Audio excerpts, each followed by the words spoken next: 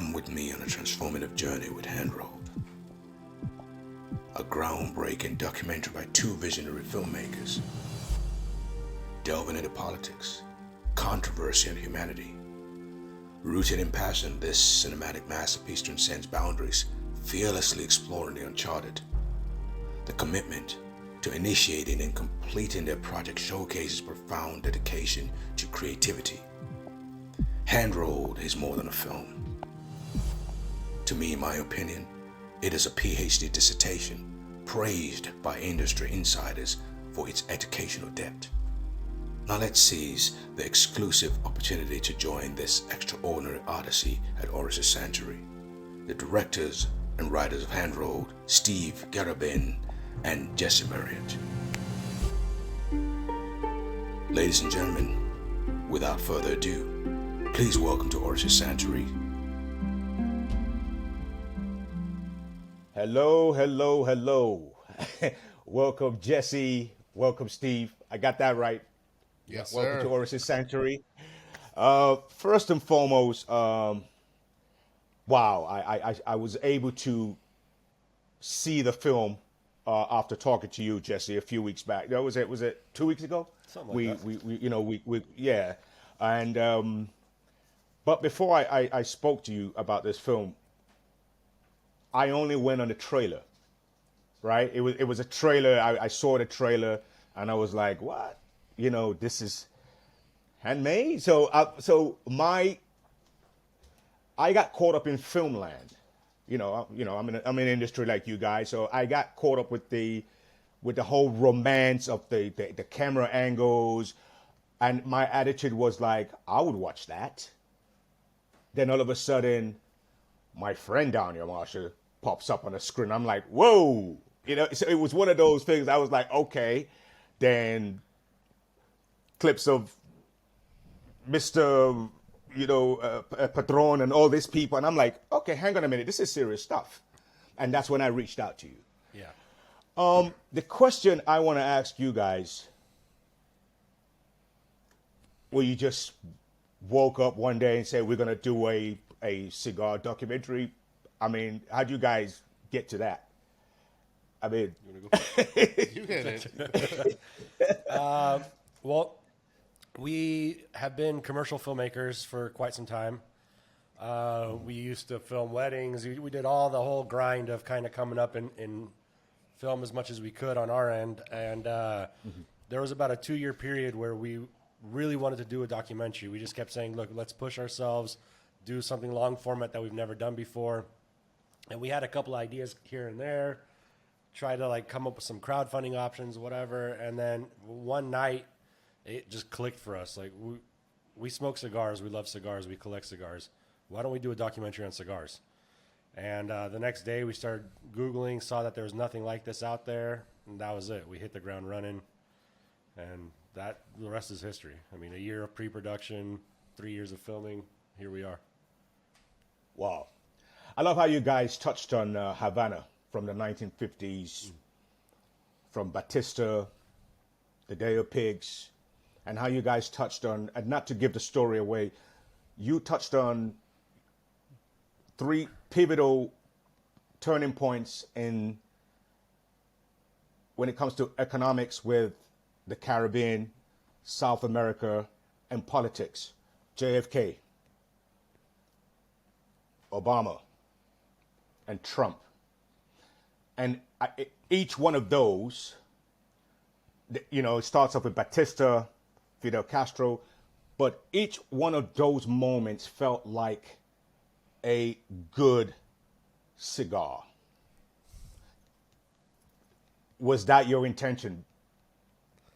I mean, we had a narrative that we knew that we wanted to weave through, and there were some key moments throughout history. And I guess I actually never thought of it as the thirds of a cigar that way, but that's an interesting point you just brought up. Maybe subconsciously we did. Maybe it was subconscious. Who knows? Maybe you're onto something. Well, I am, because for us as cigar smokers, this whole conversation, and when I was watching the whole film, it was almost like a docudrama You had very, very, I mean, you had the highest profile of the individuals for anyone who wants to do a PhD on the culture of hand-rolled cigars. I would say Hand Roll, the movie, is the movie to watch. And I need to be very careful here because of, spoiler alert, we're in an era. And probably what was interesting about it was you talked about the early years of cigars, what made it serious. And I'm just curious, that journey, that history, and even having the narrator, did you guys wrote those scripts? I mean, 3 years is a lot of time, and for a documentary, it was well crafted. Thank you. Well crafted. First of all, I don't think spoilers really apply to this because it's been out for 4 years. So spoil away. Okay, that's the thing, right? That's the thing. It's been out for 4 years, and that was the most embarrassing thing because I text all the guys in my community. Everybody was like dumbfounded. And I was pissed off. I was like, man, this is what a lot of this, you kind of wonder how the film market works. And it was just, you've seen clips of my documentary. I have very high profile people in the industry, cigar smokers, right? So we just kind of cracked up. We laughed. I'm like, who runs the film market? This is something that should be out there. Yeah. This is, and the joke was, well, this is where you come in. That's your job. You constantly writing a love letter every day. So this is it. And which brings me to this. Hirucho Rabene, this the guys, Vegas Rabane. I think you guys would agree with me. I would like to give them a big shout out because Hurricane Ian has, as you know, ran through their farm. So at the time of this recording, for any of you listening, it's a very troubling moment, and it really sinks in with the documentary. For those of you who haven't seen this, I mean, this was made 4 years ago. It sinks in, and it's so timely. The Rabani family are I would say the heart and soul of, and you guys could chime in on this one. They are the heart and soul of growing the finest tobacco on the planet.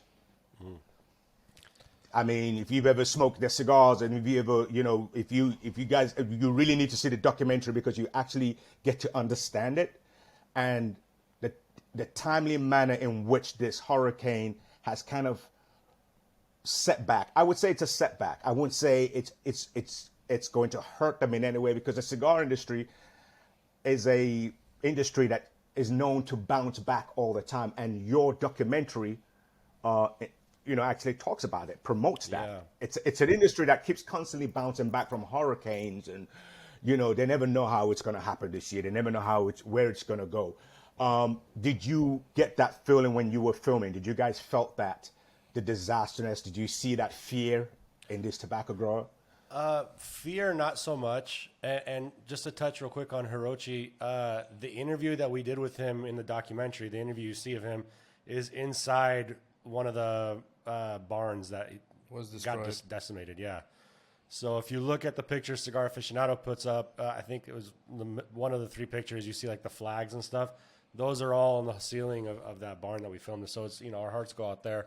And also with the Ventura family, Adventura, Henderson Ventura, and the Adventura Cigar family, that massive fire they had. Yeah. Jesus. In our documentary, we talked to Jose Orlando Padron, who after he left Cuba, he talks about how his factories in Miami and his factory in Miami got bombed, and his factory in Nicaragua was burned to the ground. So the industry is definitely, they have some of these setbacks, as you said, but man, people prevail. They prevail, and they are so strong. And the love from the consumers and the love of the fans that they have, shows in all of this, and we just hope that these guys have speedy build back, speedy comeback, and we're all here to support and show love. Yeah, and you see it all throughout history. I mean, it happened with Padrones. It happened. I mean, look at the Quesada family, lost everything, came to Florida, took out a bank loan, you know, built their entire the Fuentes in Nicaragua, you know, basically had to leave with the whole revolution and everything. Like Placencias, the Placencias, you know, huge growers. Man, yeah. It's interesting, you know. I was something you touched on in the documentary, Manuel Quesada, when he had to go borrow $150,000 at the Royal Bank in New York. Yeah, Talking about the trials and tribulation and the journeys of this dynasties of, cigar growers. What was interesting was they, like you guys, kind of mirrored the documentary.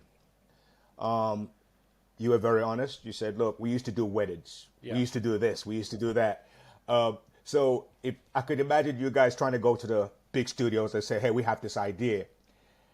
Heaven forbid, years before you guys have done this, that would have been you guys, like Manuela, going to some guy to front you.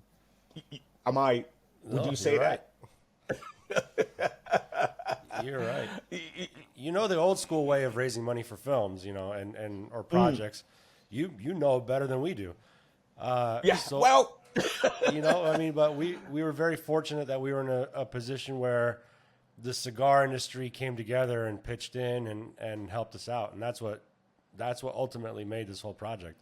People like Pete Johnson from Tatuaje Cigars, who really believed in us when he didn't even know us from anybody else. We were just some regular schmucks, and we still are schmucks, but we were then too. Well, hey, listen, don't feel that way, because when I was introduced to Juan and the family of Hoya, I was nervous, because I thought, okay, man, they're gonna look at me like, okay, he's just an actor. It's just, what does he want, right? Yeah, I had all this, like you guys, I had all this preconception, like, and then when they realized that, wow, this guy is like, he's a student, like you guys. He really loves our world. Let him in. And Danya Marshall, the same. When I met him years ago, he was like, I first met him at a cigar. He was introducing a cigar here in the UK, and I guess he was really taken back by the questions and certain things that we in the cigar world talk about. But now we're going to get into the nitty gritty of things. So I need to ask you guys something. Was there a lot of people that were a bit hesitant? Because you guys went very deep. You touched on politics. Yeah, I mean, you could definitely say that.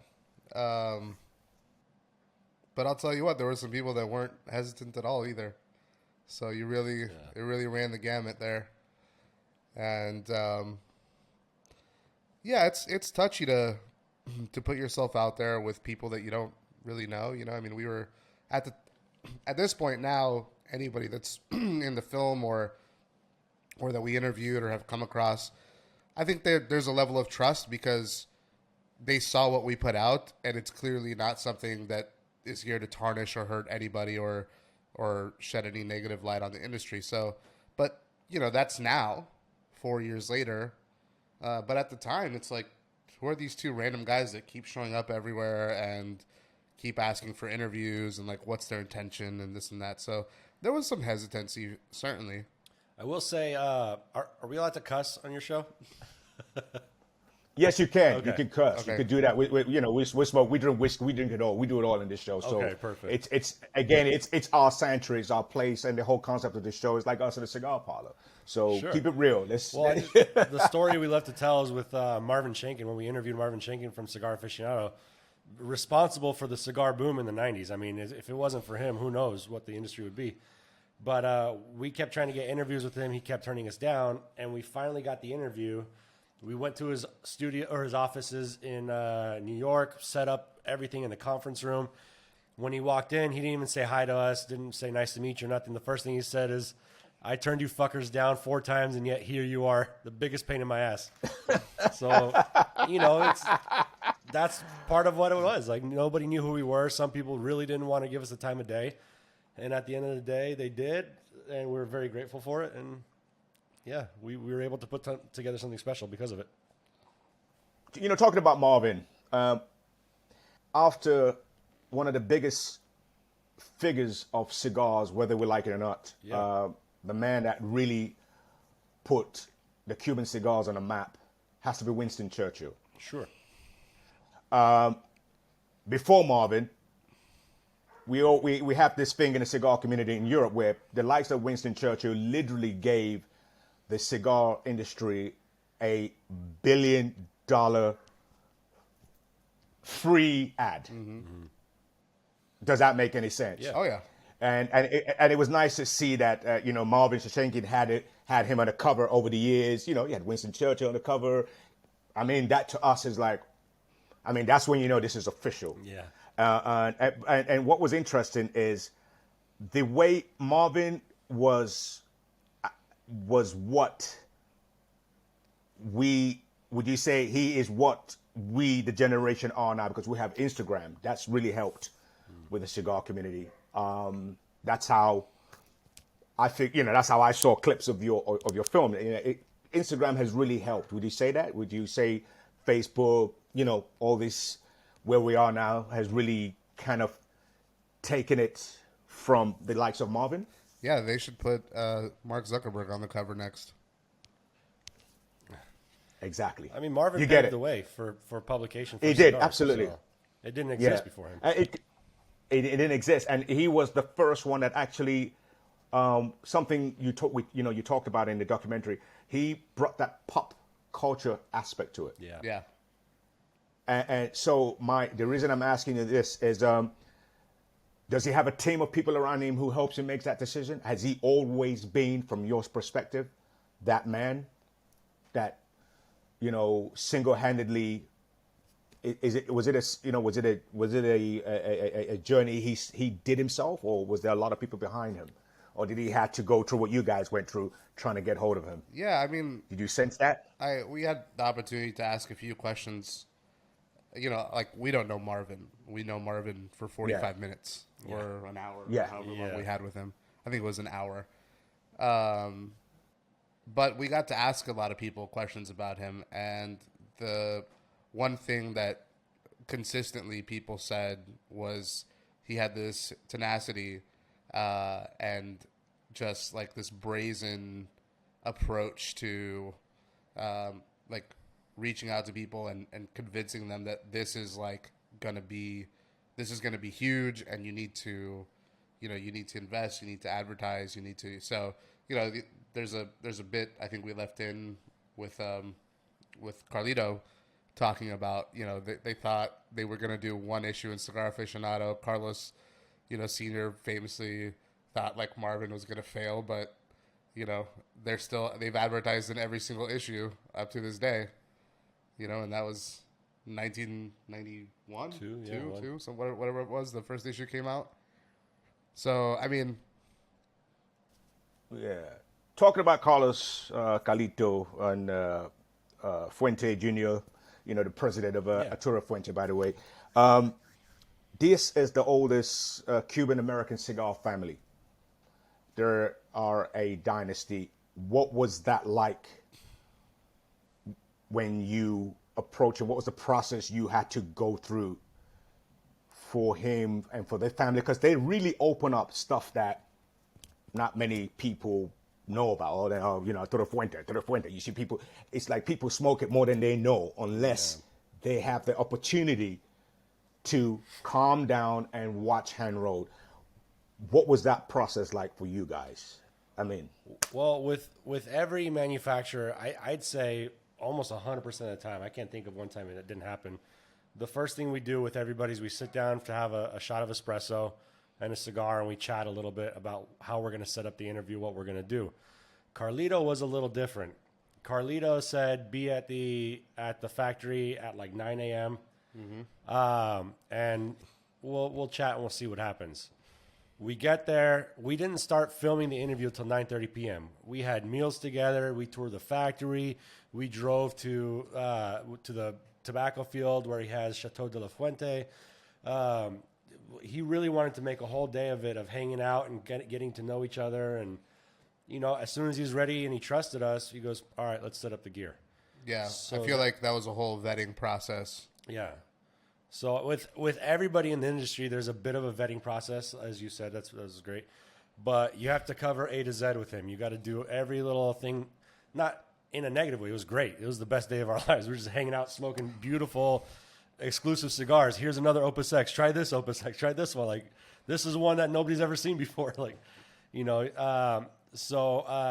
yeah, that interview started at like 9:30 p.m. So it was a full day of hanging out before he was finally comfortable. And then we did like a 2-hour interview where he was completely open, gave us everything we needed and more. And he's been a great advocate for the film ever since, and a great buddy of ours. So it's been an amazing time with him. Yeah, Wow. definitely. And that's, you know, Steve, you know, one of the things I want to say to you guys, and you guys know this, and you could chime in on this. The cigar industry, even on a level where we smoke in a cigar parlor, is also a vetting process. If I've never met you before, I need to go through 3-4 smoking sessions with you. Yeah. Do you agree with that? Have you guys, in your daily life before this documentary, did you find that? Because it's an industry, it's an industry of trust. La familia, right? Yeah. Because we're now families, right? For the rest of our life, we are families. So you get it. It's an industry of trust. Did you see that from when you guys first started smoking out to that moment? Did you feel that? Yeah, I think we've always sort of felt that, you know. I mean, I think that especially, I mean, it's like this in the U.S., and I imagine to some degree it's in the U.K. as well.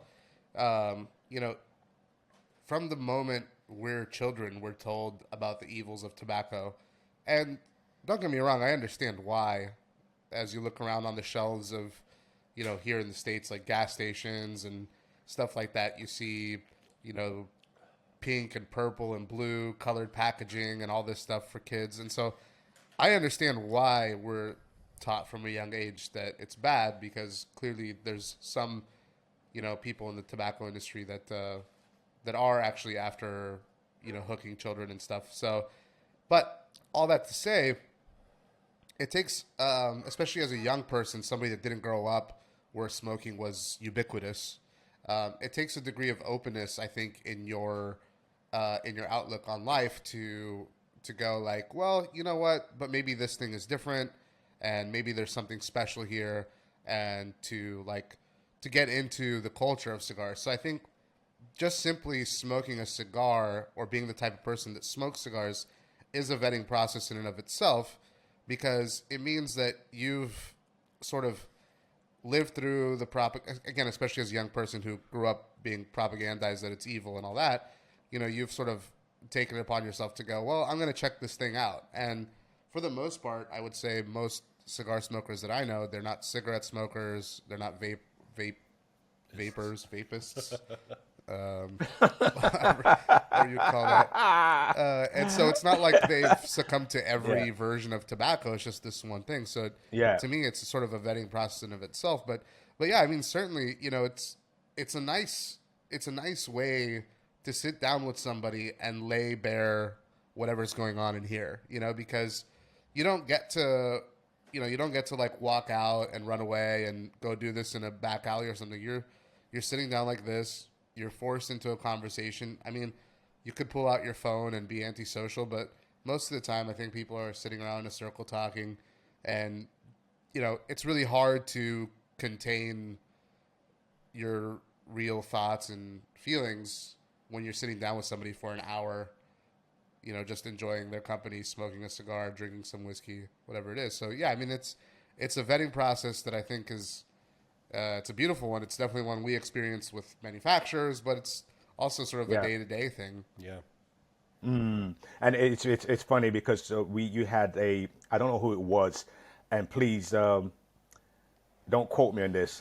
I don't know if it was Eric or Nestor Andreas or one of those guys talking about he was sitting down, smoking, chatting, and it was hours later he realized that was the head of the CIA. Yeah. It was just like, and well, this is what we're talking about. You just never know because it's like conversation first, what you smoking, then it hits. Yeah. The penny drops. Yeah. Does that make sense? Absolutely. So the reason I went around, the reason I'm beating around this, was this conversation to do this documentary over cigar. Naturally. Of course, yeah. What were you smoking that day? I mean, what happened? How did the penny drop? How did that penny drop for you guys? I mean, what do you? Can you? It's like love at first sight, right? This beautiful individual walks into a setting. What were you smoking that day? What was that day like to when you realized, my goodness, we are actually shooting and opening something, the Pandora's box here into the cigar world. What was that like? I think for us, the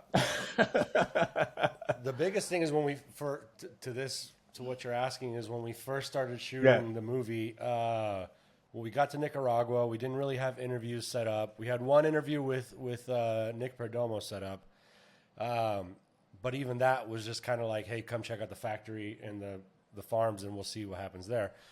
But we were staying at this little fishing village in Nicaragua where we have some friends, and we were talking at this restaurant that's there on the beach. It's a little podunk, small, nothing special. And we're talking about a little fishing village, 45 minutes off the beaten path, dirt road.